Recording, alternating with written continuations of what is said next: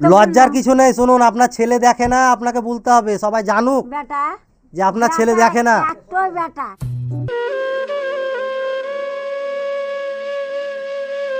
আসসালামু আলাইকুম। আমরা এসেছি আজকে ওই আমাদের পার্শ্ববর্তী গ্রাম ফুলশহরি গ্রামে। এই ব্যক্তিটাকে যেটাকে আমরা দিব, এই মহিলাটা, ইনি কিন্তু মানে গ্রামে ভিক্ষা করতে যায়। তো আমার সঙ্গে বিশেষভাবে আমার সঙ্গে দেখা হয়েছিল আমার বাড়িতেই ভিক্ষা করতে ঢুকে ইনি। তো ইনাকে কিছু কথা জিজ্ঞেস করলাম যে আপনি মানে একাই থাকেন না, কি করেন, আপনার ছেলে পিলে। তো যাই হোক, আমি সেদিকে যাব না, মানে অনেকটাই কষ্টের মধ্যে আছে যতটা জানতে পারলাম।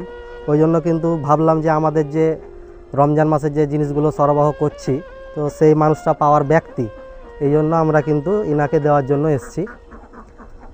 তো আসুন, দেওয়া হোক।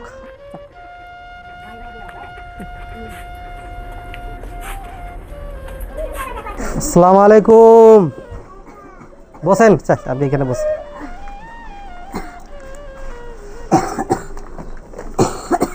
এক্ষুনি নাম করছি না বেটা। কখন এসেছিলেন? আমি কখন আছি? বললাম না কি আমি বাড়ি সাঁকালো। আমি তো বললাম যে যাব, ঠিক যাব। এক্ষুনি নাম করছিলাম, আমরা একটু চলেছিলাম। কিন্তু ছেলেটা আমার আসছে একটা জায়গা নিয়ে আসেন, একটা গামলা টামলা কিছু। হ্যাঁ, এই ব্যাপার হচ্ছে আমাদের একটা গ্রুপ আছে যে আমরা এই রমজান মাসে আমাদের মতো যুবক ছেলেরা সবাই, মানে যে যা পারে, বাইরেও আছে কিছু, গ্রামেরও ছেলে, আপনাদের গ্রামেরও ছেলে আছে। আমাকে ধরুন ওই কেউ 50, 100, 200, 500 যাই হোক দেয় আমাকে। আর আমি এখন এই পুরো রমজান মাসে মানে আপনাদের মতো লোককে আমি কিছু কিছু করে এইসব মালগুলো দিই। হ্যাঁ, তো আপনি আমার বাড়িতে আপনাকে দেখলাম, তা খুব কষ্ট লাগলো। এই জন্য কিন্তু কেউ বলেনি আমাকে আপনার কথা, কিন্তু আমি নিজে থেকে এসেছি। এই দেখেন, বিস্কুট আছে 1 প্যাকেট। হ্যাঁ, এই তেল আছে 1 বোতল, এটা আছে লাচ্চা, এটা আছে শ্যামাই, এটা 1 প্যাকেট লবণ আছে, চানাচুরের প্যাকেট, এই ছোলা আছে 500 গ্রাম, মটর আছে 500, এটা আছে আপনার সুজি, এটা আছে আপনার সোয়াবিনের বড়ি, তরকারি করে খাবেন, আর এই আছে ডাল, আর এটা আছে আপনার আটা, রুটি ফুটি খান তো, রুটি ভরে হোক ইফতার করে হোক খাবেন। আর এই একটা খেজুর আছে, হ্যাঁ, এটা তো ইফতারে খাবেন। আর এই 1 কিলো মতো চিনি আছে, আর এই ঘি আছে একটা। হ্যাঁ, তো কেমন লাগছে বলেন? জিনিসগুলো পেয়ে কেমন লাগছে? ভালো লাগছে বেটা, ওরা আমার বাপ। এই শুধু ভালো লাগলে হবে না, যারা দিয়েছে 250 টাকা 100 টাকা করে, একটু খালি দোয়া করবেন তাদের তো জন্য। করবো না, দোয়া করবো না? দুনিয়াতে মানে আল্লাহ তাদের দুটো একটাই পাওনা হয়েছে, শুধু দোয়াটা তারা পাওয়ার জন্য।